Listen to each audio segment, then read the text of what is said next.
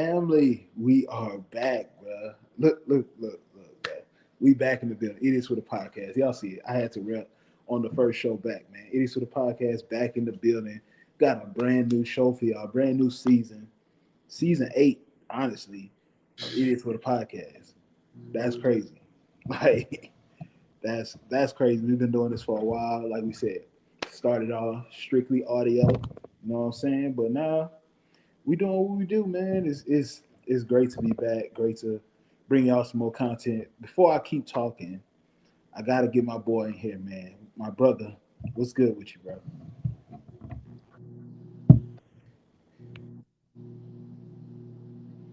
Look at it.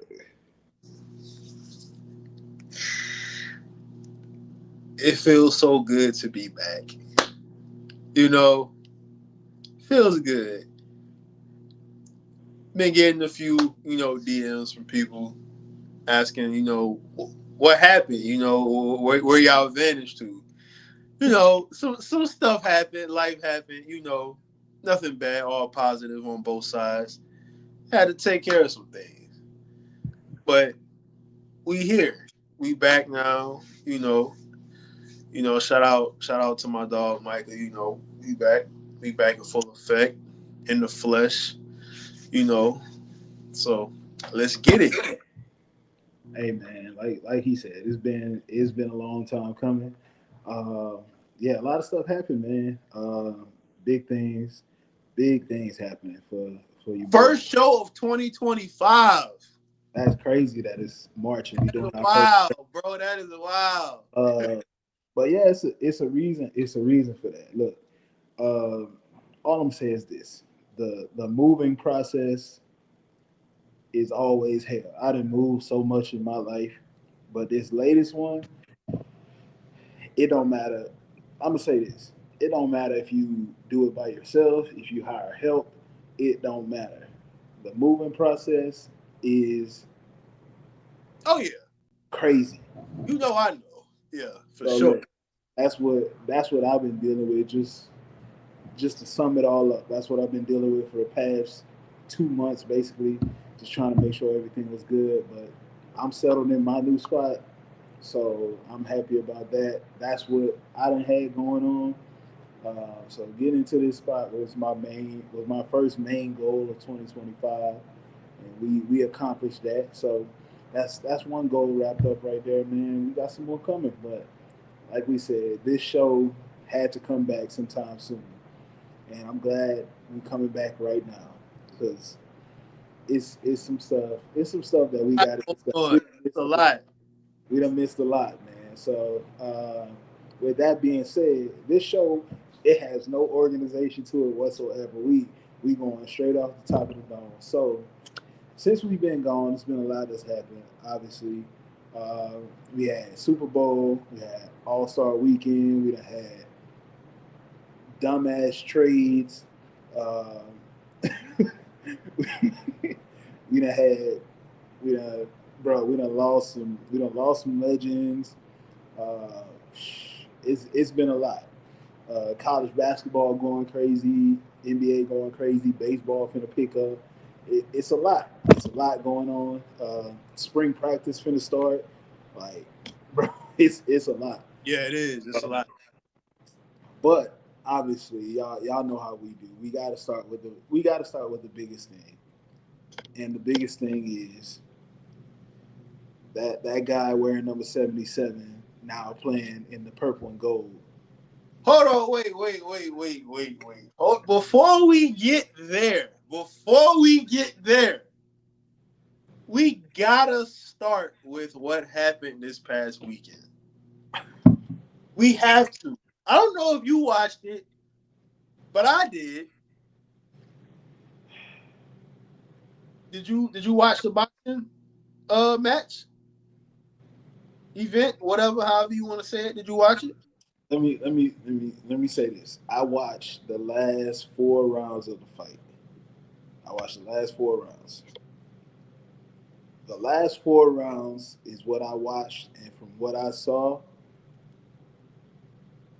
Tank ain't win. That's all I'm saying about that. Now, I didn't watch. I didn't watch the first 8 rounds. Just from what I saw, Roach won 3 of the last 4 rounds. That's just me. But I didn't watch the whole fight. I did see him take a knee, which yeah, I saw that. Yeah, that was dumb as hell. But yeah. at the same time, I got some thoughts on that. But I'm gonna let you go. I'm gonna let you go first. I watched the whole fight, the whole entire fight. I didn't see when they came out and stuff like that, but when I found out how he came into the ring, that made me realize, like, yeah, this is why he's fighting. Like, and if anybody saw him come into the ring, then y'all know what I'm talking about, who he came in with. But that's neither here nor there. But I watched the whole fight. Earlier in the round, like earlier in the fight, I don't think Roach did. I don't think neither one was spectacular early on, and we all know Tank. He's not really like early. He's not gonna like do anything early. Early. He's gonna heat up in the middle of the fight, and then that's when he likes to turn it on. Yeah. If you watch boxing, which no one surprised by that. So no one really had the upper hand to me. I mean, you probably would lean towards Tank like by like that much early on in the fights, but the middle rounds is when it started to become a little like, it was Tank, it was Roach, it was Tank, it was Roach. But I will say I will agree with the last couple of rounds, Roach did have the upper hand, but I can see how people say Roach won the fight, but then I can also see how people say it was a draw because Roach didn't do anything to have the upper hand early on in the fights, like I just said. Neither did Tank because they both were like still like filling each other out. But the middle rounds, Tank did a little bit more, but Roach was, like you said, towards the end. That's when Roach probably got the upper hand. But I do feel like if they would have called that a knockdown or whatever, then you Yeah. know, Yeah. If they would have called it a knockdown, then Roach probably would have won the fight. yeah, Roach probably would have won that fight. Not even though it wasn't technically a knockdown, but once you knee, they say that's a knockdown. Um, and everybody know the excuse he gave, which he had grease in his hair, and the products that his hair braider used, the grease had gotten his eye started burning or whatever. Listen, bro, I done seen niggas fight with blood in their eyes, like real fights in real time in person. So I'm not saying I don't believe it. I'm not saying I do believe it. I'm just saying, hey, bro, I'm just letting shit play out. But man, that was a hell of a fight, though, man. That was a hell of a fight. That was definitely Tank's worst performance. I think he thought that he can like turn it on late in the fight like he always do, but Roach, he stuck to his game plan. Um, he caught Tank like, man, he caught him. It was a shot. Like, I'm sure everybody been seeing it on Twitter and social media. He caught him, and the way Tank looked like, he looked like, oh shit, like I ain't know how he was. I ain't know he had this much power or whatever. But like he knocked him, and he had his legs shaky and all that. But man, that was a hell of a fight, bro. That was a hell of a fight. They both. Well, Roach, he did work. He did work. But if I had to choose a winner, man, I don't. I know everybody's saying Roach, but I just don't feel like he did enough early in the fight to say he's the clear winner. But that knockdown when he nailed or whatever, if they would have called that a knockdown, then technically, yeah, he wins. But I don't. I feel like they called it right. I feel like it was a draw. That's just my opinion. Because I don't feel like neither one. I feel like Roach late was was better than anything in the fight. I'll say that. But the early rounds, he didn't do enough to say, I'm gonna take the lead in this fight. The middle rounds, they both were like, Tank will win this round, then Roach will win this round, and Tank. But that's how it was to me. That's how I viewed it. But I feel like they got it right. But I definitely want to see a rematch. But I can understand someone says Roach won the fight. So I see a lot of Roach wins, more so Tank. I have seen that. But it was a good fight, man. And no, Tank is still that guy. People were just underestimating Roach because they didn't really watch too much of him. He's a excellent fighter. He has good power. Um, and I just think people they underestimated him because they didn't know who he was, and not to mention they fought before, even though they were like younger teenagers. They fought before, so they're kind of familiar with each other. Even though, like I said, they were like 15 to 16, but and then on top of that, they from the same area, so it's some familiarity there. So that's how I see it. I think they got it right. But if I had to choose a winner, then yeah, I'd say I can understand somebody say Roach. I'll say, for me, it is from, like I said, from what I saw, Roach had the upper hand. But going back and hearing the highlights and hearing people talk about it, it sounded like it was a draw. Um, like you said, they was friends. They from the same area. They cool with each other. Um, Mm-hmm. I feel like it was a money thing. I feel like Tank wanted to help Roach get a payday, um, which I wouldn't be surprised by. Um, it's cool and all, but he he automatically got to fight him again. Yup. You can't be friendly this time because otherwise, your boxing gonna come into question. Because you knocking everybody out, but you going to draw with Roach. Like, I know Roach ain't no pushover or anything, but you talking about you got two more fights in you before you retire. This how you want to go out? You can't go out like this, bro. Um, yeah, we can't have that. So I need him to come out and show that he ready next time. That he gonna take it serious. And I don't care. I don't care if we friends or not, bro. Once we step in that ring, it's It's blood. bro. I'm trying to hurt you. Because otherwise, then we're gonna look at him like, okay, he was a good fighter, but was he the best at his time? And it's like, nah. So Something I saw, like they were saying, like his trainers, they were saying they knew he wasn't like focused when he thought the 12th round was the 8th round. And I'm just like, come on, bro.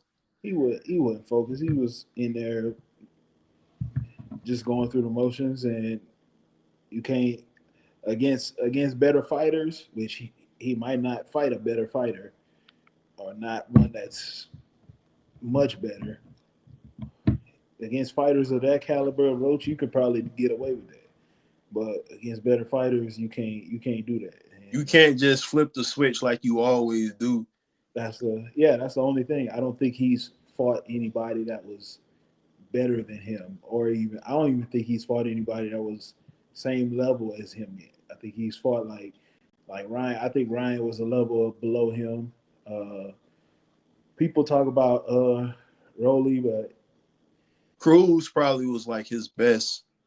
Like, Cruz Cruz was probably his best because he puts constant pressure on everybody he fights. Like he mhm. want to fight in the pocket. The difference is Tank was bigger than him, so that was a problem. But Cruz definitely he brought the pressure to him. But as far as like anybody that could just box better than him, I don't think he's fought anybody like that yet. I don't think there's anybody at that weight that's better than him as far as just being a boxer. So we're gonna see. We're gonna see what the future holds, but he definitely gonna have to fight Roach again. You know who I fight? The only fight I've been waiting on is Canelo and Crawford, bro. That's all. That's all I want. I know you want to see. I know you want to see Tank and Shakur fight, uh, but they ain't gonna ever fight. They So ain't ever fight. I think Shakur should just move on and say, let me fight Ennis or somebody. They want. He said, if him and Tank don't fight next, he want to fight Roach. I think it'll be a good fight. But they saying that Tank and Roach will fight next. No, they had a clause in there, a rematch clause, no matter what. That they put. That'll be. I mean, hey, bro, I want to. I need to see that again. But that Canelo and Crawford, how you think that's gonna go? I got Bud, bro. I'm rolling with Bud. I Hey, can't bet against that. I you know, can't bet against it, bro. Bud, bro. I know he walking into the ring. He gonna be the smaller guy. This, that, and other. As far he gonna be the smaller guy as far as weight goes. Like he got the height advantage. He got the reach advantage. Um, if you asked me who had more power, I would say Canelo slightly. Um, as far as the speed goes, it's about even on both sides. If you ask me who was the better pure boxer, that's Crawford. I'm sorry. Um, and this one of them things, bro. This is a legacy fight for Crawford. Of course, he undefeated. He that guy, Bud that guy. Number one or number two pound for pound, wherever you want to put him, it don't matter. But he top two. Um, and taking on this challenge is just crazy. But hey, bro, sometimes you got to put yourself out there to cement your legacy as far as being the best. And if he win this fight, then he got to be talked about as top 10 all time. Oh yeah, oh yeah. So that's just what it's gonna be. But I'm rolling with Bud, bro. Anybody that was born in Nebraska that that got a gap in the front of their mouth and ain't fixed it when they got all the money in the world to fix it. Hey, bro. Hey, That I'm especially not gonna lie. When I found out about the fight, I was like, "Ooh, I don't know." But then I was thinking, I'm like, bro, I can't go against Bud, bro. I can't do it. I like Canelo, bro. I like Canelo. I like what he can do in the ring. He top notch. He done fought a lot. I think he got like over 70 professional fights. Um, I think this will be his 70th fight. he crazy, bro. Canelo like that. Um, but dog, I don't watch Bud get in the ring and just put on masterclass after masterclass against everybody. The only fight I've seen him struggle in was the last one when he fought that dude when he first moved up to 154, and he that last fight he had that one was a little difficult, but it's also like you got to understand who you fighting, and they took that fight. That dude stepped in and he was like, "I'll fight him, whatever. It's cool." Um, but he done had time to prepare for this one. I gotta go with Bud, bro. I got to. That's the guy. If he, like I said, if he pull this off, bro, it's legacy talk now. It's put my name up there with the Ali's and the Floyds and the Fraziers and put Tyson, Holyfield, put his name up there. Roy Jones, he up there. If he win this fight, he gotta be. So that's just what I gotta say about that. I got. But yeah, you heard what I said. We gotta go. We gotta go. We gotta go to it. Uh, we got to talk about it because everybody talked about it by now. But we got to talk about it because of the magnitude of it and the the timing of it. That's what I'll say for that. But give me your thoughts, your first initial thoughts when you heard that trade was happening. The craziest thing, I was asleep. I got out of the bed. I went in the kitchen because I charged my phone in the kitchen at night, and I don't know, like something just told me to check my phone. Like after I had went to the bathroom, used the bathroom real quick, went to the kitchen, was getting a bottle of water. Something just told me to check my phone, bro. I checked my phone. I'm like, what the fuck? I was like, hold on, hold on. Luka for AD for Luka for AD, and it didn't happen late at night, when everybody was like people was up, but it happened probably, if I'm not mistaken, it happened around 10, 11 o'clock maybe. And then I'm like, hold on, bro. This gotta be fake, bro. Like, it works out for both sides, but I do feel like people, when it happened, they underestimated what it really meant for the Lakers. Now, today, they were just saying, "Oh, Dallas, they're the better team, and they got AD, Lively, and what's my other man name? Stafford. Their front PJ Washington, they got a tremendous front court, and you still got Kyrie, and they also got Max Christie, who's been playing. He's been playing okay, pretty good, for his role. And then I'm just I'm thinking, I'm like, all right, I'm like, we gonna get this a few days just to see how stuff look. So, bro, I truly think that I don't know how the fuck where it came from, but bro, the Lakers literally look like they can win a championship this year. I'm not saying they are, but they look like they can. The way they playing defense is getting Dodo, for those who don't know, Dorian Finney Smith, getting him was huge. And obviously Rui and Reeves, they hurt right now. But when you get them back in the fold and Lucas is starting to get his legs underneath him, it's like, bro, you gotta pick your poison.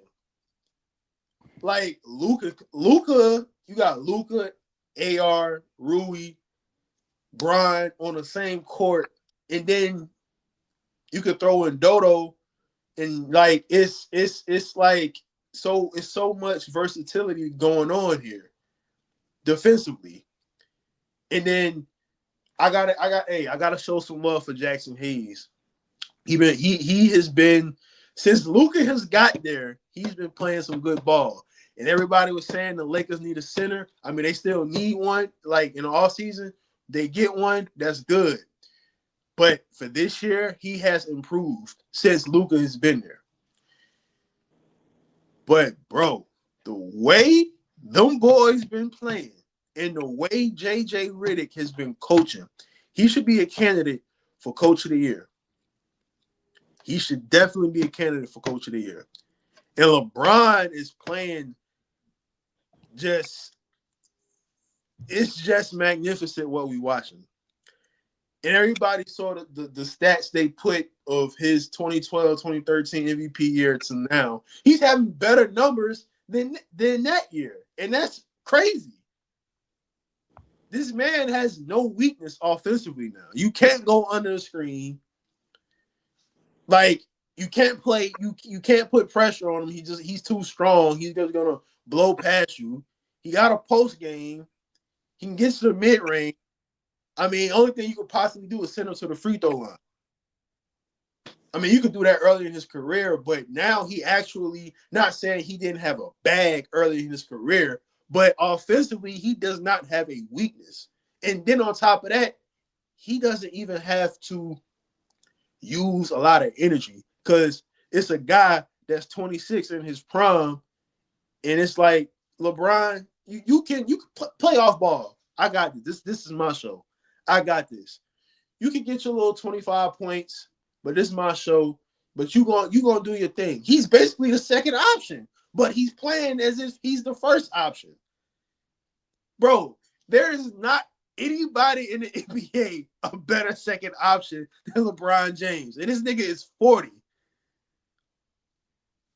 Like, bro, that is fucking crazy. I didn't even get to the Mavericks yet, bro, because it's crazy what I'm watching. Like, I never thought I would watch Luka and LeBron. You basically have a slower LeBron James and LeBron James. Basically. You basically got two LeBrons on the court. One is just not that type of athlete as LeBron. And then you got AR. Like, Austin Reeves is,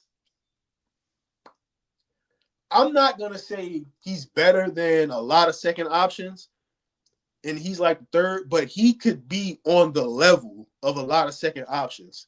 I'm not saying he's better than any of those guys. Like, I can't just easily say J-Dub from OKC is better than Austin Reeves. He probably is, but I can't just say easily, he's better. I just can't say that. Because Austin Reeves, bro, in a lot of games that Bron didn't even play this year, Austin Reeves was just looking like that guy. Like, bro, I mean, bro, it's crazy, dog. Like, and Rui been playing good this year. I mean, and they starting to step up. But shout out to the Lakers, man. Shout out to the Lakers. They the second seed right now. Before I say what I want to say, let me get to the Mavs. They just have to get healthy. I'm gonna say this. Kyrie did get hurt tonight. Oh, he got hurt? Yeah, he got hurt tonight. Not sure. It looked like he just bumped knees, but you just never know how that's gonna happen. So he had to come out the game tonight. So we'll see what that looks like going forward. But if he ain't out there either, then Max Christie. We looking at Klay Thompson, bro. Klay Thompson. Like, on a serious note, if you look at the West, let me pull it up. If you look at the West, the first team to the fucking play-in team, I cannot say in a 7-game series I can pick any of those guys over LeBron and Luka with the way these boys is playing. I just can't. I seriously can't do it. I really can't. And bro, it's crazy. You lose AD, who is one of the greatest defenders we've ever seen, and it's like they've gotten better without him. And then you plug in Luka defensively, and who's obviously he's not the defender that he's not like a great defender. So you plug in a guy who's not that good of a defender for a guy who was a generational type talent on the defensive end, and you get better. Why is that? Because everybody is buying into what JJ Redick is saying. LeBron is playing, nigga is 40, bro, playing some of the best defense of his career. You got LeBron playing defense. Shit, Austin Reeves playing defense. Then obviously you got Dodo, Rui, Vando. He coming off the bench playing defense. Gabe Vincent finally healthy. I mean, Luka even battling out there on the defensive side. So like, bro, I can't really say. I'm not gonna say I'm picking them to go to the finals, but with the way they playing, it's hard to ignore because it's like there's not a first option and a second option in the West that I can say, yeah, I'm taking them to the 7-game series over LeBron and Luka. Well, let's just say it's no second option in NBA history better than LeBron at 40. So we just gonna say that right now. This nigga's 40. He's the greatest second option I ever seen. But we not gonna get into that right now. We just gonna stick to right now. Like, come on, bro. I mean, who's the second option on OKC? J Dub. Come on, let's be serious here. Better than okay. Anyways, Grizzlies. Who their second option? Jackson. Okay, never mind. Who else is out there? The Nuggets. Who their second option? Murray. All right. Like, come on, bro. Like, I'm trying to be serious. Like, who? Like, and then on top of that, like, bro, Luka just getting his feet wet. Like, hey, man. Hey, I'm gonna say this, bro, and I'm gonna say it, and I'm gonna mean it, bro. If they get that second seed, better watch out. I'm not saying they go into the finals. All I said was it's hard to not say they have a legit shot at going to the finals. If they get home court against everybody not named OKC, then I got them winning every series. That But you, that OKC series would be tough only because Shea gonna be a problem no matter what. Shea. But here's my thing. I always thought, even when they had AD, I always thought the Lakers, just because the experience and who they have, I always thought that was a good matchup for them. But Shea, it was just they had Shea, and how could you make things tough on him? I always, even like I said, I always thought like they would give them a tough series. I just thought like when they played Denver, I was like, holy shit! Like few days ago, or was it last week before last? Bro, they look like that was probably the best I've ever seen them play against Denver That was the ever. best. Even That was the best game the Lakers had played all season. Like I was honest, like, my God, like they were locked in. They were committed defensively. Everybody knew what they were supposed to be doing, and it's not many times you'll see Jokic get frustrated. And the crazy thing is, he wasn't frustrated with by being guarded by people that could contain him. It was, bro. It was Jerry Vanderbilt. It was Rui at times. It was LeBron at times. Like it was crazy to watch. And like hey, I know that in that type of series, everybody knows role players are the key. Um, Obviously, Michael Porter Jr., Christian Braun, Aaron Gordon, Westbrook, all those guys, they're not going to shoot as bad as they did. But the Lakers would much rather have them taking those shots than Jokic and Murray getting them shots off. If they taking the shots and they lose in the series because those guys making shots, they wasn't supposed to win. That's just how that's gonna go. You'll live with the only person I would worry about is Michael Porter Jr. Because if he get hot, then he just gonna start launching. But the rest of them guys, if they shooting and making threes, then you're just not supposed to win the game because you're not gonna be able to stop them and keep Jokic from getting a triple double. That's just hard to do. But the the trade made sense and it didn't make sense at the same time. Like you said, it made sense from the standpoint of both. I think both teams did. If both teams are healthy, I think both teams did get better. Um, Luca just definitely just had his best game since he got traded. Uh, And like they said, they want to put the ball in his hands. This is his team. We gonna go as he goes. That's what you're supposed to do. He's 26 years old, top five player in the league. Just went 38-9. Carried a team to the finals. Like you're supposed to give him the ball and let him work.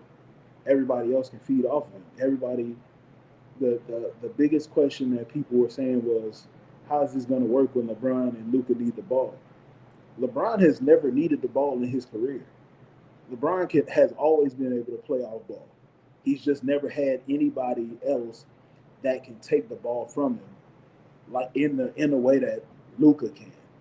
Of course, he's had Anthony Davis, he's had Kyrie, he's had Dwayne Wade. All those guys are great. As far as offensive talent goes and being able to lead the offense, none of those guys are on this level. Kyrie is a phenomenal scorer. But if you're talking about leading your offense, he your number one option. We've seen that already. It's no, he's not this. He's not this. Like that's not slighting Kyrie or anything. Kyrie can get buckets. We know that.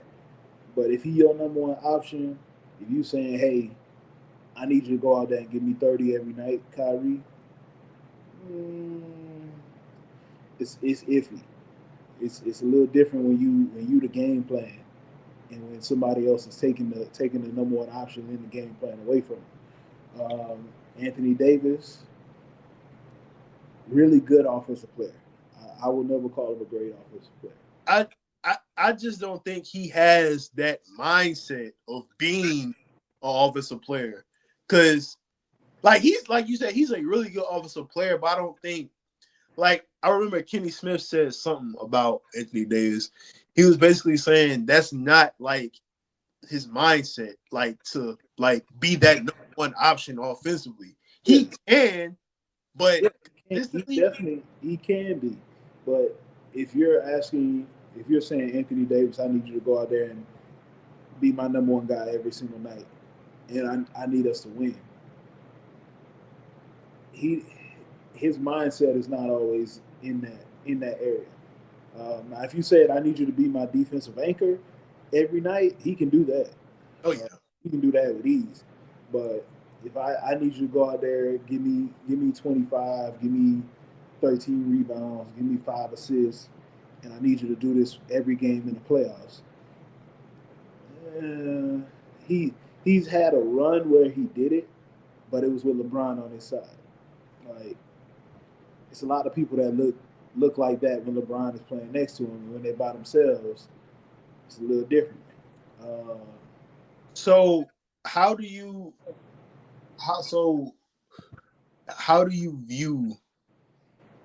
do you view Anthony Davis as a player, like right now? Do you think he's still a top 10 player?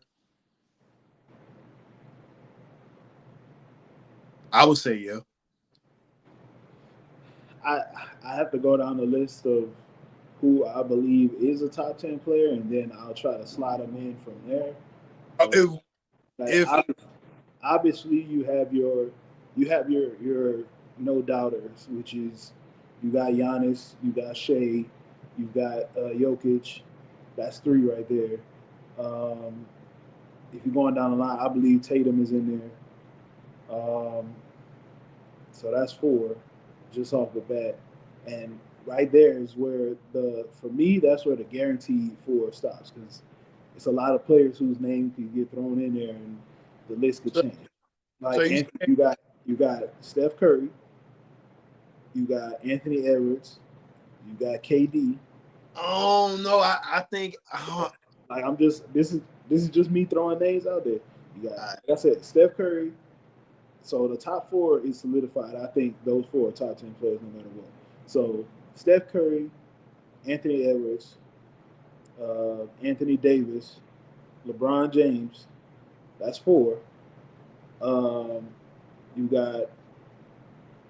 I'll throw this name in there. I'll throw it Donovan Mitchell. You've got Kevin Durant. Um, I know he hurt, but if he wasn't hurt, you could have made a case for Vic.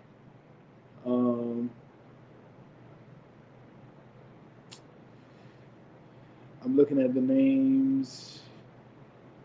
I don't want to put that kid's name in there yet, but he on the way. He on the way. That's all I'm gonna say about that. He on the way. If you say what I think you're gonna say, I'm not gonna say that name yet, but I think you should. he on the way. He playing Detroit. Just wait. He on the way. I don't think he there yet. He on the way. Top 5 point guard this year. Ooh, top this 5 year. This year, yeah, absolutely. He might be top 3. But then continuing down the list of the names, Jalen Brunson. He Jalen Brunson been balling.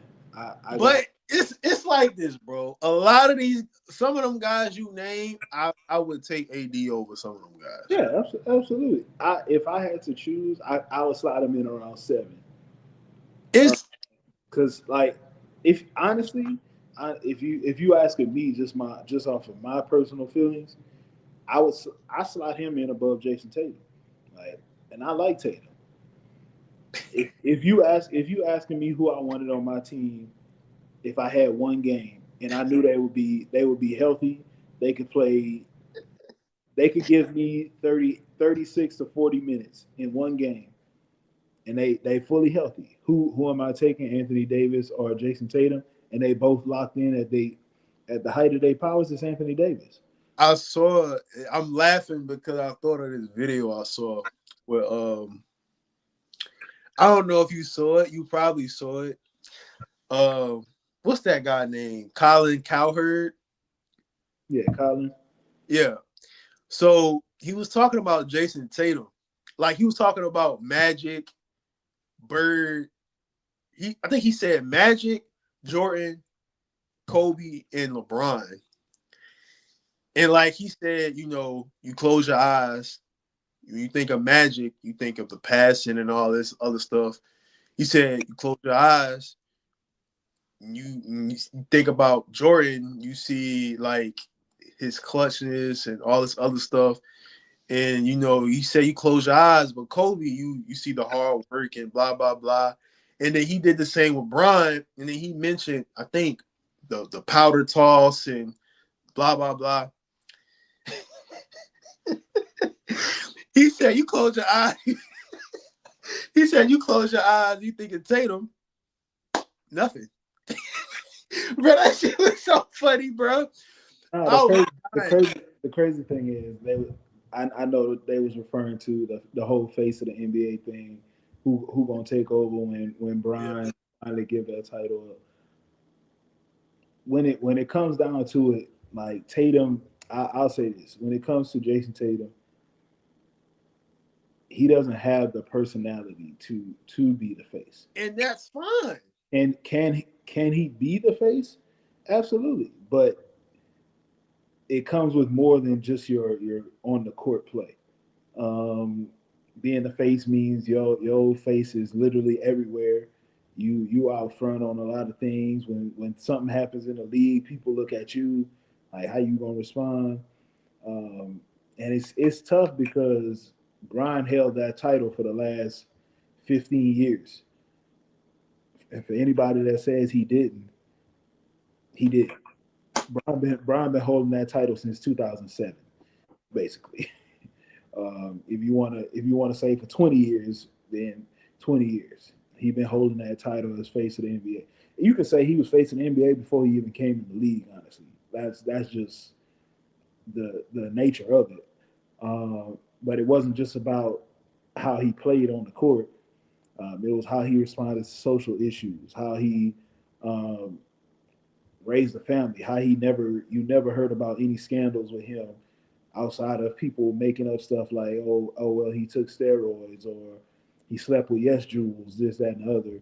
That shit. Like, is that the best you can come up with to try to defy him? Like, at least for Michael, we had, but for MJ, we had him gambling. Everybody knew he was a gambler. We knew that. He was a gambler. Everybody still say it wasn't because his dad didn't want him to play. His dad wanted him to play baseball. He had a money problem. Like I'm saying. Come on, with Kobe, we knew what it was with Kobe. I'm not even gonna bring it up. We knew what that was. Bron ain't got that. That's just what comes with it. And like I said, could Jason Tatum beat a face? Absolutely, but he just don't have the personality for it. I know everybody wanted to either have Ja or Ant because they have the personality to beat a face. I'm gonna just say the play on the court got to match up. Uh, we just saw Ant get say I want to guard Kyrie, and then Kyrie go out there and get that boy that work. He made that man. He made that man rethink saying that. That man said, "I don't even want to guard him no more." He said, "Switch. Let me I watch. Let me quit. watch. Let me watch Luca." Nah, you can't be the face of the NBA doing that, bro.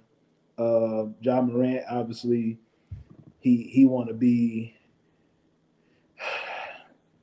yeah.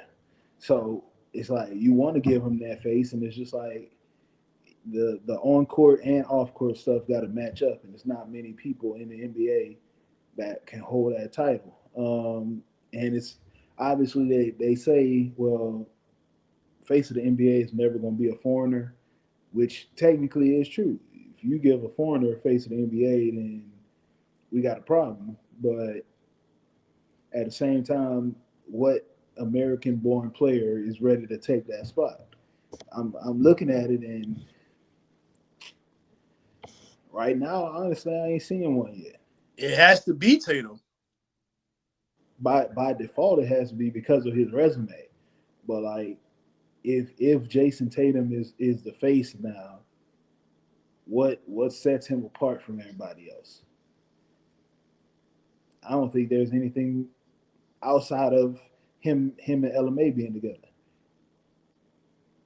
That's that like that's the best thing that's going for him right now. Um, I don't know. Like honestly, if you look at it, he might not have the on the court, but everything else, you could say Jalen Brown got a better case. Like with his whole speaking out on social issues, he got his own shoe under his own brand. Like he got a Finals MVP. Like, hey, bro, like he can make a case. Say, hey, look at me. I'm right here.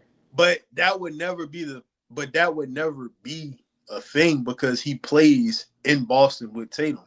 Exactly. So it would be split basically. Now they could honestly share it and be like, we the faces now, and it could work, but never know. Egos get involved, and you know, Do you think? Do you think? Jalen Brown ends up getting traded, or he finishes his career with Boston? I don't think he'll finish. I think they'll pick one over the other. I don't think he'll finish. I think if he does do anything, he'll probably go back out west somewhere. Uh, but I don't know. They I mean they did pay both of them, so Yeah. and they feed off each other well. It's basically like, okay, when one possession come down is gonna be JT, next possession down is gonna be JB, and everybody else just fit in where you fit in. So you just never know. It's working so far, but we'll see. It's hard to have two superstars in town without one learning how to take the back seat to the other. True. True. So we'll see. So yeah. Question for you since we on NBA. I need you to give me your top five championship contenders, and let me give me a reason why they will win the championship and one reason why they won't win the championship. Ah, damn. Because we being honest, I think it's only five teams that can win the championship anyway. Maybe six. I don't. Hold on, bro. Let me go. All right.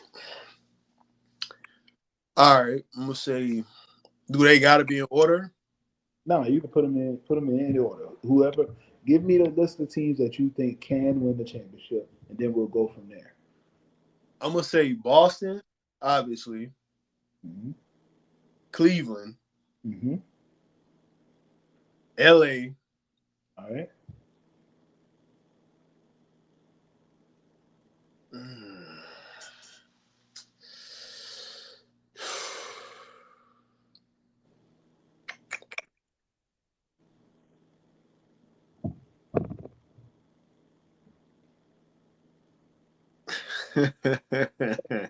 Wait, bro. that's three.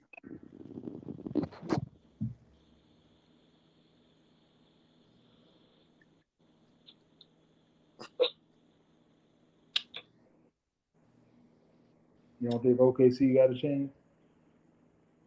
I don't. Yeah. I don't. I just don't. Okay, so you got three. Yeah, nah. I'll throw in OKC. I'm tripping. I'll throw in OKC, but I'm not confident in that. Okay. Well, that's four. That's Any- four. Anybody else?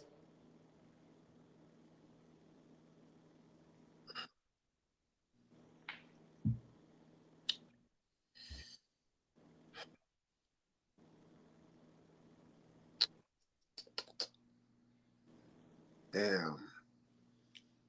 Is one more. It's honestly, bro. All right, one more.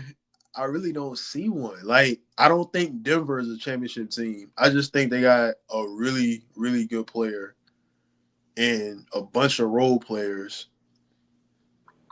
If they on a game, they can make a run. But I don't think Denver. I don't think Denver. Like right now, they would have to play Golden State, and I think Denver would have a tough time. But I would pick Denver. Well, right now they will play the Clippers actually. For real? Yeah, Golden State is 7, so it would be Lakers, Golden State. If I thought they if was. I'm looking if at it right now. well, technically Golden State in the play-in, so it's right now it's OKC, LA, Denver, Memphis, Houston, Clippers, Golden State, Minnesota, Sacramento, Dallas. Oh, they must say update this shit. Hold on, cause I'm looking at ESPN. So that's the 10 teams in order right now. All And right, Dallas probably right now Dallas losing to Sacramento by 30. So if Dallas was healthy, I would throw in Dallas if they were healthy. okay, so you would have Dallas at what 8 and Golden State at 7.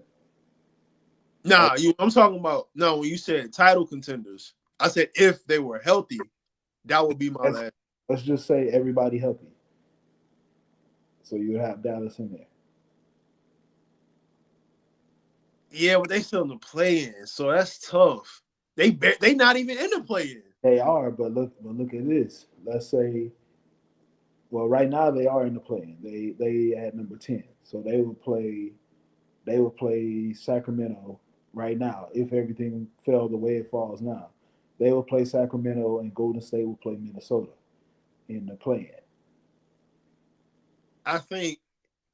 All right, let's just say if the first round was OKC and Dallas, OKC don't want that matchup. They don't want that matchup, bro. If everybody healthy, I wouldn't want that matchup either. They don't want that, bro. Want that matchup. That's Uh, that's why I said the problem is though, I wouldn't want the matchup, but I would feel confident since we're fully healthy.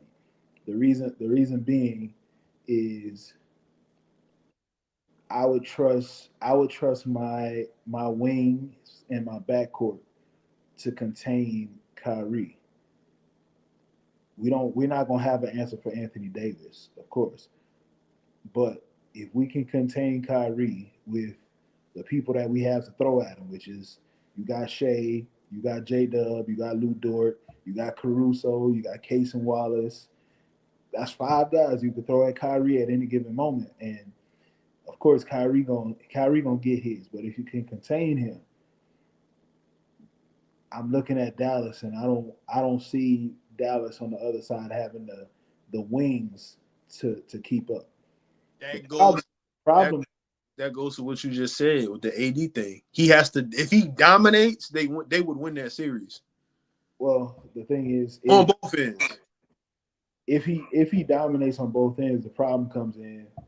I don't think Dallas can contain the OKC wings because you talking about having Kyrie, Clay, and Max Christie Kyrie, Clay, Max Christie trying to guard and PJ Jacob, Shea.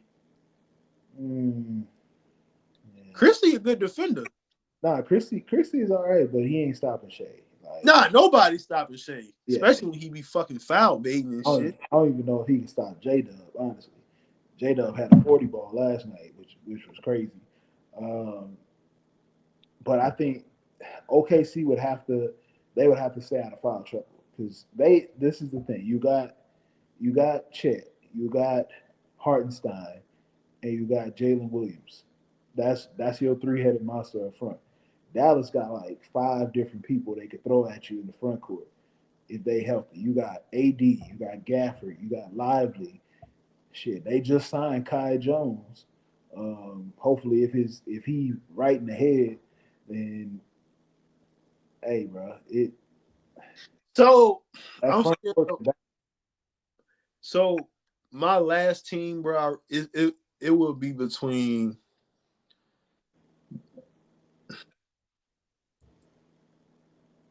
Damn, that's tough. Cause Dallas, it will be between Denver,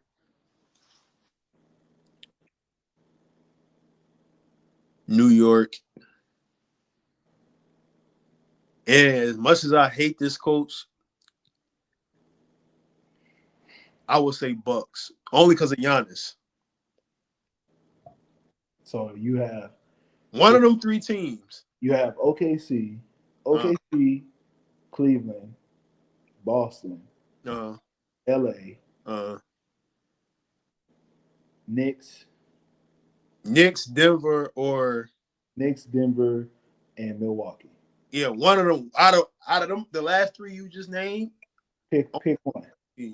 I just don't know who. Pick one. You got to pick one. I know which one I would pick out of those three, and I'm not even thinking twice about it. I don't want to say. All right, I'm gonna say Denver. I'm gonna say Denver. Okay, so that's your five teams. All right, Yeah. Start. We're gonna start with the first one, and we're gonna go down the line. Give me one reason why they will win, one reason why they won't win. We're gonna start with Cleveland. I just think Cleveland has shit. We talking about starting fives.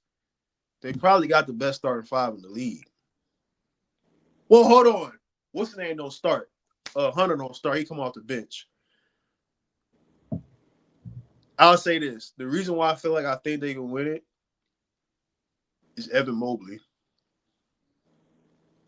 If he's playing that and defensively, if he's playing how he should be playing, like physical, because a lot of people look at his frame and they think, oh, you know he's not physical. He plays soft and he just plays finesse and all this other stuff. But that Boston game, I understand Donovan Mitchell. He showed out. He showed out. But late in that game, Evan Mobley was the reason why they won that game. When he started, stop acting like a bitch, and he started playing like Evan Mobley, and obviously he took a leap this year. But I feel like if he continues to progress and just stay the course the rest of the season, I definitely feel like he could, like, they can win it. Like, he has shown he can be the best player on that team. Not saying that he is, but he's just a few years away from being the best player on that team. Shit, I wouldn't be surprised if they go to the playoff, well, when they go to the playoffs, and he just has the best playoff run on the team, I wouldn't be surprised. And then obviously Garland, Mitchell. If you got a backcourt, you got a chance. And then the bench is not bad either. Shout out to Ty Jerome. I mean, I was just saying they got the whole package, bro. And then Evan Mobley, he coming into his own.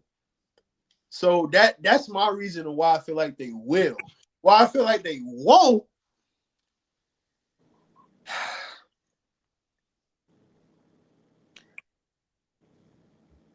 Maybe the lights get too bright for them.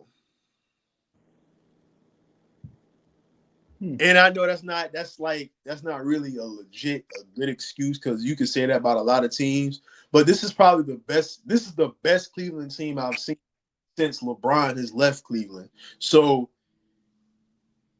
that plays a factor.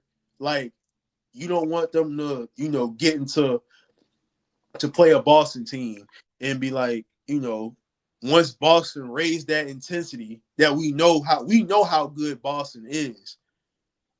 Can y'all match that? Will the lights be too bright?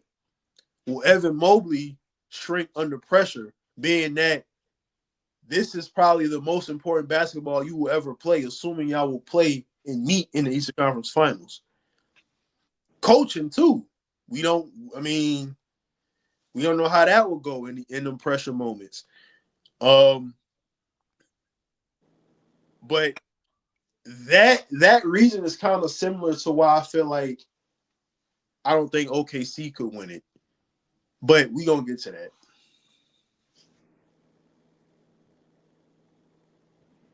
All right, so we got Cleveland. All right, let's go to Boston. Why I feel like they will win it, they have the championship pedigree. Once they get, they guys back, not KCP, but KP, Drew, they have that championship pedigree. They know in their minds, they feel they're still the best team. Nobody can beat them when they play their best basketball. And them motherfuckers be shooting that fucking tray ball, dog. At home, hey, bro. And that's a simple answer why I feel like they can win it. They have it all what you need. They can get the stops, especially on the perimeter with Derek White, Tatum, and Jaylen Brown. Pritchard coming off the bench. And obviously Drew Holiday still a good defender, but like I said, him and KP, when they come back, healthy, in their minds, they feel like they are still the team to beat. They are. Just because they're the champs. But why I feel like they won't win it, turnovers.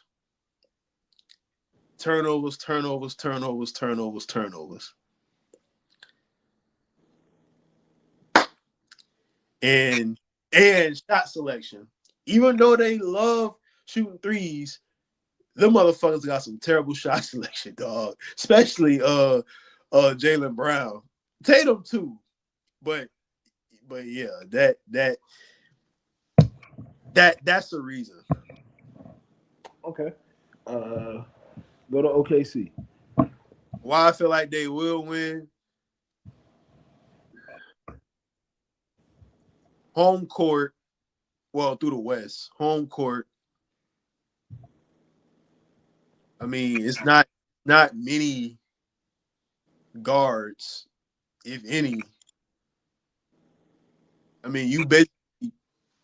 You're putting a player at the point guard position on the court and saying, okay, we know he good for 35. He good. But exclude from minus him, get in Caruso, get in what's my man name? Hartenstein, get him from the Knicks. They got some veteran help, which I felt like that's what they needed to win a championship. Then that's what I felt like last year. I'm like, yeah, that's what they need. A veteran type of player, veteran presence to help the young guys. So that along with the youth, J Dub, Casey Wallace, who is a phenomenal on ball defender, going back to the days of Kentucky. You mix the youth with the veterans. Caruso, he has a championship. He has championship experience. Isaiah Hartenstein, he's a veteran, a body. I mean, they needed a big because we know Chet, he needed to eat some more burgers. So, you know, he needed to eat some more burgers. But I just feel like they have a full team to compete and win a championship. They don't have many weaknesses. But it's similar to Boston. They just don't have that championship thing. But why I feel like they won't win it is because certain matchups. Like we was just talking, if they play Dallas in the first round, Dallas is healthy. That's scary. That is scary. And then defensively too. I haven't watched a lot of their games, but you can definitely score on them. I mean, yeah, they got some guys defending like Caruso. I feel like Caruso is still a good defender. He's probably not the same type of defender he was, but he's still a good defender. But you can definitely score the ball on him. Definitely. I feel like if you put, like I was saying, you put OKC against Dallas, that would be tough. I wouldn't be surprised if that was to go 7. Not saying I would pick Dallas, but that's scary. So that's why I feel like it would be a reason for me not to pick them to win it, because certain matchups I feel like they could get got. And then if you can just contain Shea just a little bit, you got a chance. Because I like J Dub, but I'm not like as a second option. I just don't think he's anything spectacular as a second option. I mean, I know he just had a 40 ball, but I mean, I don't really think he's that much better than other second options around the league. Okay. Let's see. You said Denver.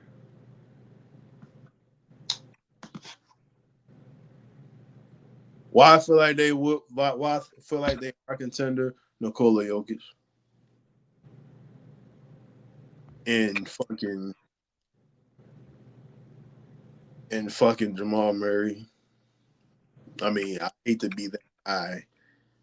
Not even Jamal Murray. It's really, it's just Nikola Jokic. Why I feel like they not? I just don't think they're the same type of. I mean, obviously they got different pieces. I don't think they're the same caliber of team as they were when they won the championship. And if you're comparing them to like other teams, I feel like if you compare them to like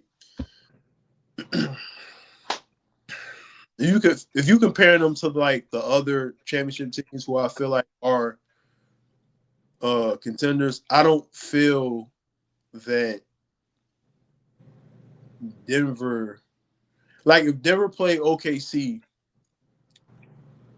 in a 7-game series,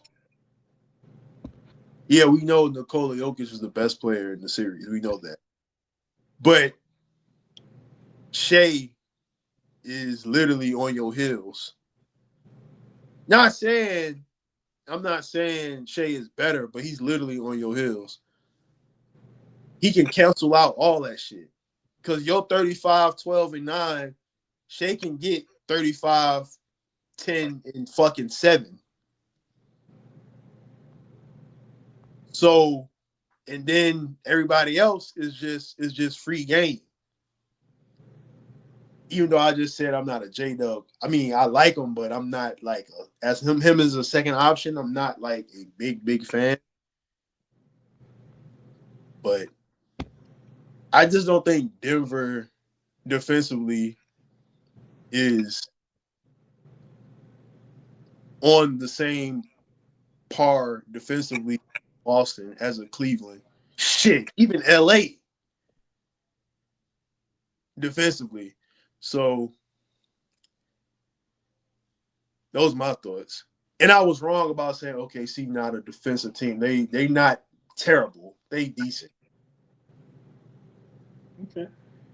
All right. Last but not least, LA. Why I feel like they would win it, the way they're playing defense right now, that's literally my number one reason. That's literally it. And obviously Luka. But that defense is why I feel like they have a why I feel like they don't have a chance is if they was to play, let's say they got to the finals and played Cleveland with Mobley and Allen, that would be tough. I, I don't think it will be Mobley and Allen as much as Garland and Mitchell. But that's what. But the only reason why I said Mobley and Allen is because of the inside. And Garland and Mitchell, they going to get theirs. They going to get theirs, bro. Well, Mitchell, he going to get his.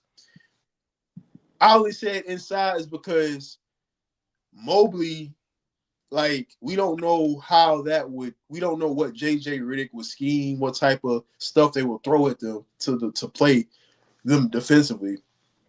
But I felt like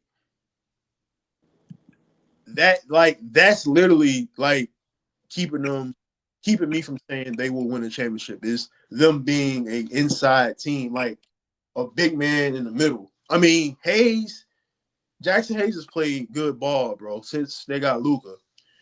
But let's see how it ends. But that would be my only excuse, or if like injuries or some shit like that. Okay. All right. Not bad analysis right there, my brother. I see you stepping your game up. You've been in the lab. I see you. Uh, Man, I guess that everything I just fucking said. but since we talk about basketball, I got one more question for you before we can switch something up. I was looking at All NBA, thinking about who would be first team. I believe that four of the spots are solidified as of right now for All NBA. And what spots are those? One guard, two forwards, and a center are all solidified.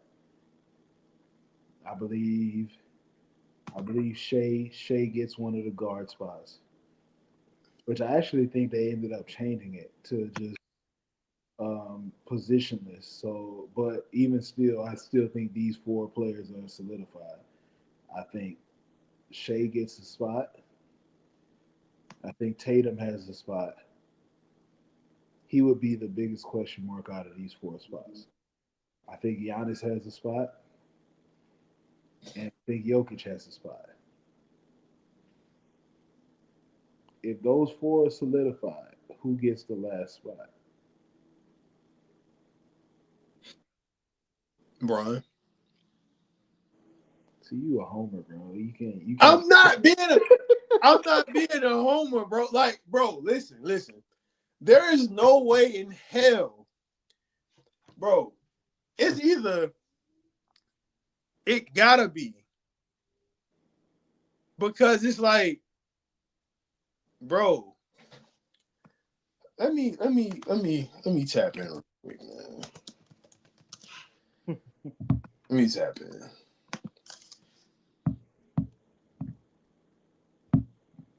All right, so on the season, he averaging 24, 8, and 6, and he's shooting 51% from the field.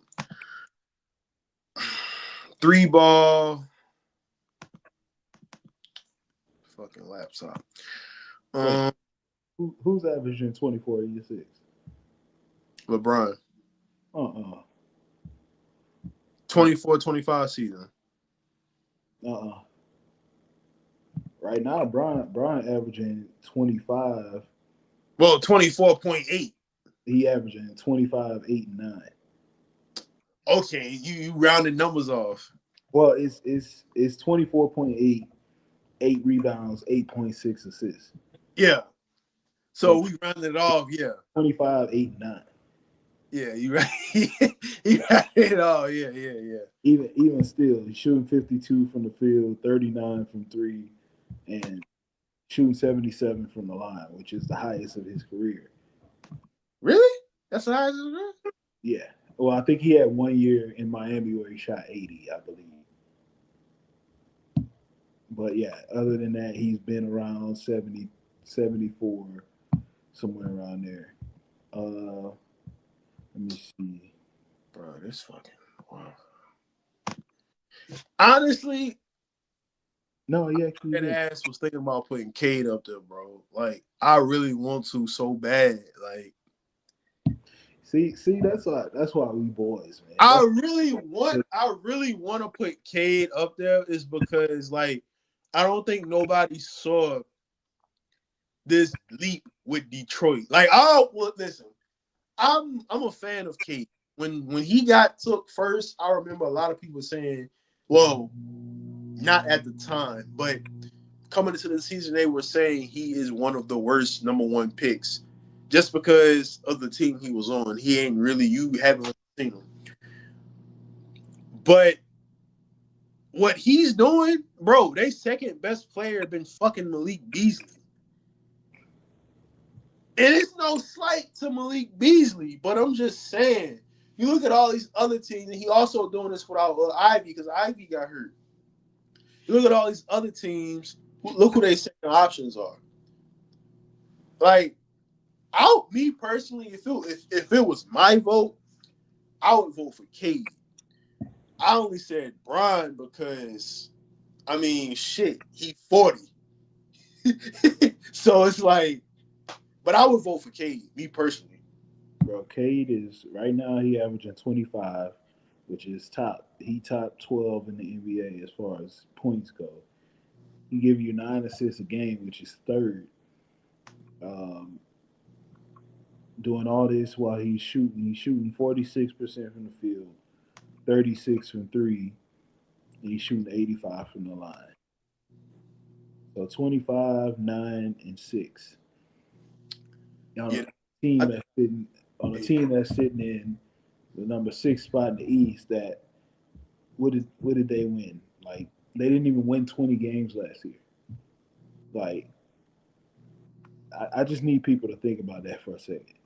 You got a kid that is playing on Detroit. They won 14 games last year. 14 games. They've played 61 games this year. They have 34 wins. This team could legit finish the season. They have 21 games left. They can finish the season with a legit chance to have a plus 26 or more change as far as wins go. If this team get to 40 wins, they went from 14 and 68 to winning 40 games. That's ridiculous, bro. That's not honestly usually add a top 5, top 10 player to your roster. That's not supposed to happen. They did not add nobody to that roster. They just got better. The only person they added was Malik Beasley and Tobias Harris, right? and Tobias, and he not even doing shit. He not playing bad, but he averaging 14. Yeah. This Tobias Harris, Yeah. Cade like got they 20. second best player coming into the season was Jaden Ivey. He got hurt. Right now, their second best player is probably Jalen Duren, and then, as you said, Malik Beasley is probably third. Malik Beasley averaging 17. When the fuck did Malik Beasley average 17? Shout out to Malik Beasley, man. Like Malik Beasley, the last time he averaged more than 15 points was in Minnesota in 2021. He averaged 19. I figured that. And that's it. So that jump has been because of Cade, and if Yeah, you I, the only reason JJ Redick is not the front runner for Coach of the Year is because JB Bickerstaff is in first place right now. I will have Cade All NBA first team. He should be second team at least. He should be second team. Him like the four people you named. Um, I definitely agree there.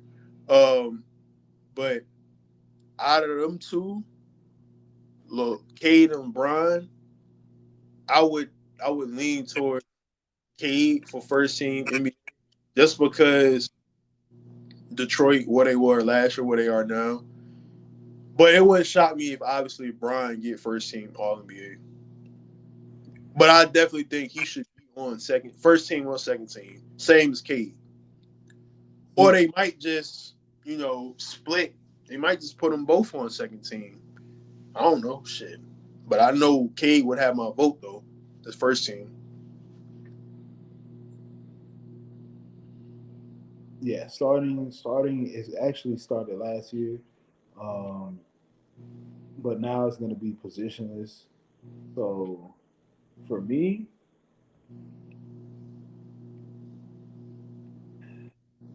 it's going to be tough to see who get that last first team spot because I feel like the four guys that I named all got a spot as of this moment.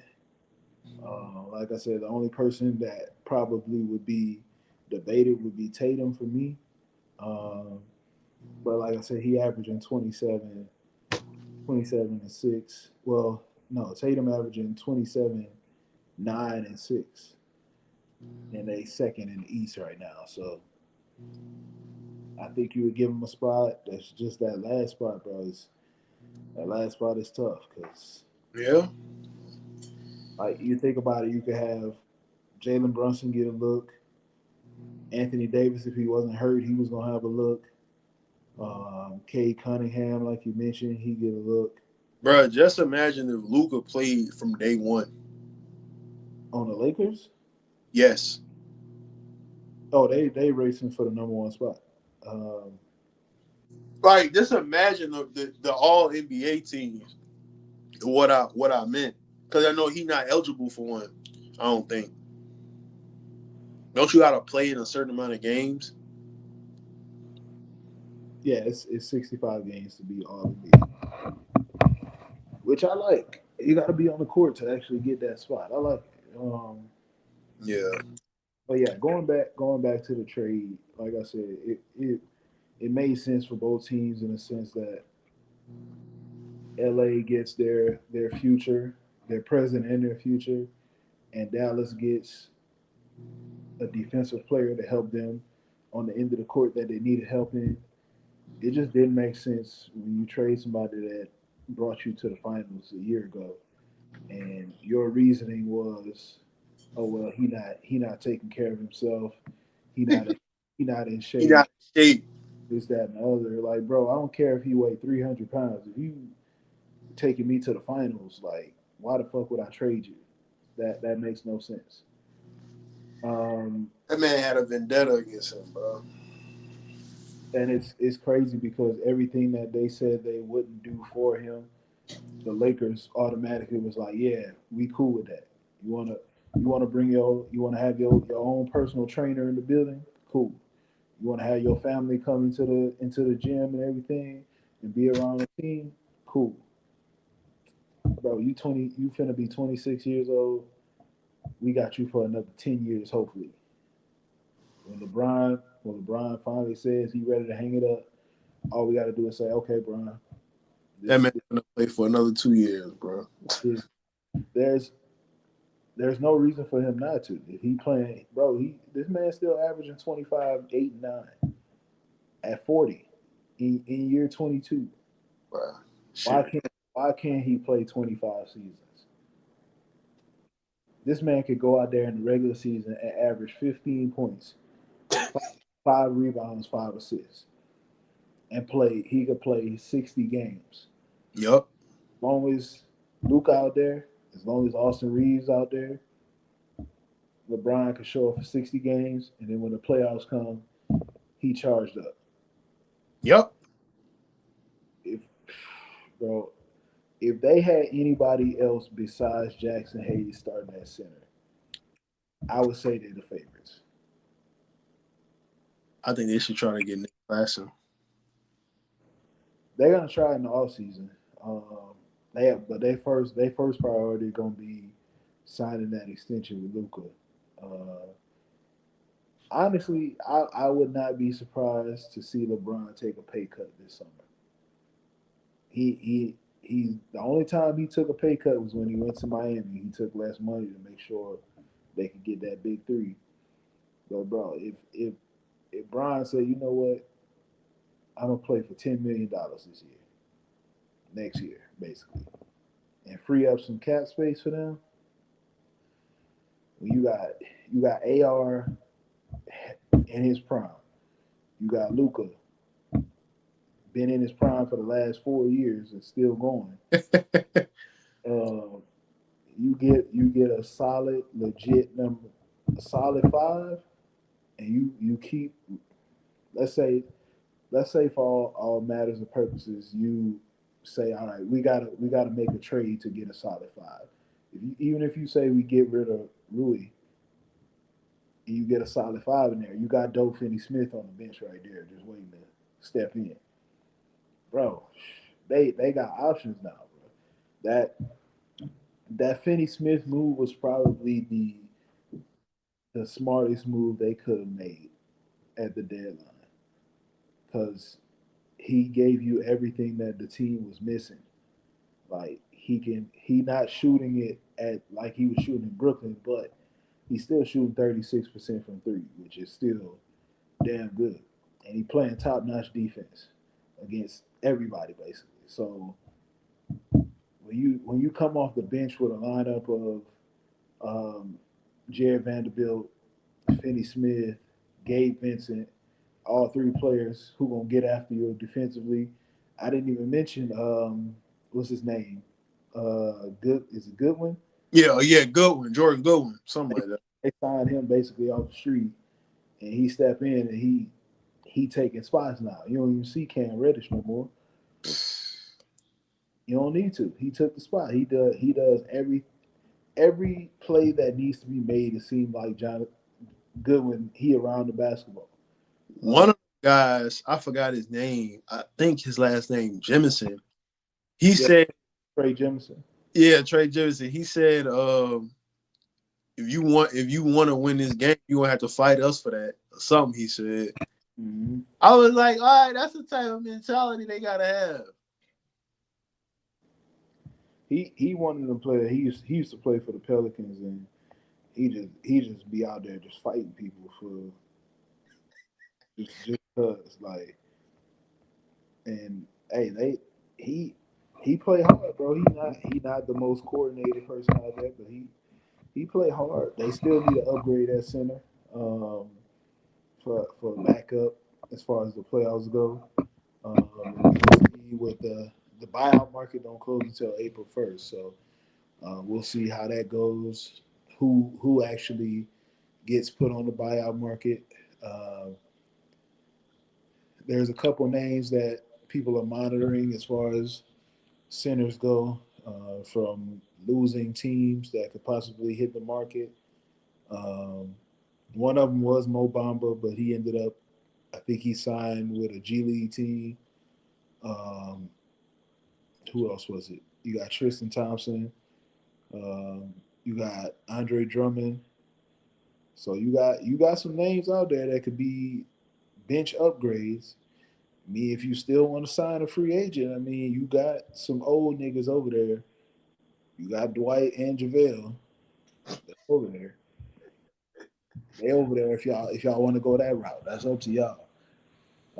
But they look good, man. I will say that they look good. I think since they got Luca, they what 11-2 or something Yeah. like that. So and he ain't like I said, he ain't been playing well. Like that's the crazy part. Nope. This last night was his first game where he actually started to look like Luca, and they beat the Clippers twice in a row, which is crazy. So they usually struggle with the Clippers. Um, and that's with and they did that with last night was with no AR and no Rui. Yeah, Kawhi played like 40 plus minutes. They said Kawhi ain't played 40 minutes since 2022, and they still lost. That's how you know they wanted to win that game. Absolutely, they know, bro, that bragging rights thing in LA and all that shit, but they ain't got it, bro. They ain't got it. Uh, March Madness around the corner, man. I can't wait for that. Tourney time is always fun. Um, my team been struggling, but we starting to play a little better, but we done dug ourselves in a hole, and we got to make a run just to get in the tournament. We're gonna see how that goes. Um, Shout out to Cooper Flag though; he's been balling out. I like what I see. I'm still not sure who the number one pick is. I don't think that pick is solidified right now. I think it depends on who the team is. I still think it's like three guys. I still think it's three or four people that could have their name in that number one pick discussion, and two of them on the same team. So I agree. um, it's gonna be interesting to see, man. Because What? like if you looking at it right now, I would say the most ready at the moment is probably Coop. But if you told me I was drafting on the future, hey man, I'll just say this. Ace reminds me of somebody that he could grow into. Like he never gonna be a great passer. His feel for the game is just never gonna be that. When we talk about being able to get to a spot and get buckets, I still think I think he a plus defender already. You talk about he's 6'10" and 19 years old. Like I think he one of them ones, bro. Like he's shooting 47 from the field, 36 from three. He averaging 7 rebounds, 18 points, and this is a freshman. Like I know Cooper Flag get a lot of the talk and everything, but that gap ain't as big as y'all think. And I didn't even mention Dylan Harper, who that kid a dog. Like if his shot is there, he gonna be he gonna be a problem because Mm-hmm. and then he a lefty, so it's gonna be tough. And one that I think people sleeping on that nobody really mentioning is Trey Johnson. From Texas. Yeah. If you talk about somebody that can flat out shoot the basketball, he that guy. I got a question for you. This football related. NFL. Go ahead. It's my last question. If you the Jets, you trade up for Cam Ward. No, If you're the Jets, what you do with that 7th pick? I either go BPA or I trade back. You said what? Go what? BPA, best player available. Oh, my bad. Okay. Number one, I So, believe I so believe I believe let's that. say let's say this. Go ahead. Go ahead. Let's say this. Let's say Shador is there at 7. You take him? Who else is on the board? Because if you said that, let's say in the top 6 picks, these players were taken. Cam Ward is gone. Abdul Carter gone. Travis Hunter gone. Will Johnson gone.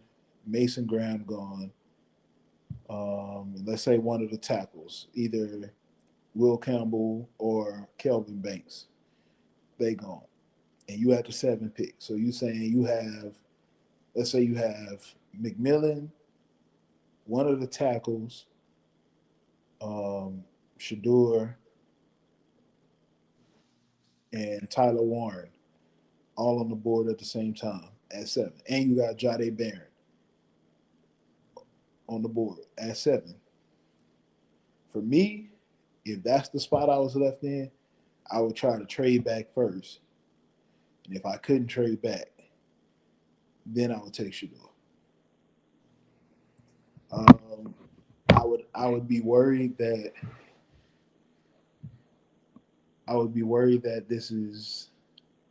it would be a learning curve. Like, I know what he did in college. I know the numbers he put up and everything. The offense was tailored to make him look good. In the NFL, it ain't like that. What do we have around him? The good thing is, I think the running game would be good. Bryce got to bounce back. You still got what was his name? Zero from Wisconsin. Braylon Allen. Yeah, you still got Braylon Allen, which is good. It'll help take pressure off of him. You still got Garrett Wilson, so that would be good. But that receiver room is looking a little nasty right now. They finna get rid of Devontae. Devontae gone. That means you literally left with these players under contract for next year. Bro, Wilson, Allen Lazard, Tayshaun Gibson, and Malachi Courtney. That's filthy work. Yeah. I would take Shador, but I'd be worried that and then the offensive line is not putrid. It's not great. And if he get hit like he did at Colorado in the NFL, he ain't gonna last long. Oh no. So, but if that's how the board shakes out, then I would definitely take him. Nigga, you do something. But I would much rather have a veteran, but ain't no vets out there that's available right now. So trading back would be the first step. Because I think New York gonna try to trade up. They trying to get Cam Ward. I think the Giants gonna try to trade up, and Tennessee will trade with them because I don't think Tennessee want Cam Ward. But I don't think Tennessee wants a quarterback at all. They were saying the Giants interested in Aaron Rodgers, and the Jets they trying to get Cam Ward. Like, it ain't like for certain, but it's like, little talks. They trying to get Cam Ward. I do agree with the whole Giants are interested in Aaron Rodgers thing. I don't think Aaron Rodgers wants to play on the Giants. Bro, that man, I don't know where he would want to play. I mean, nobody seemed like they interested for real. The only other team I could see being interested in him is Las Vegas.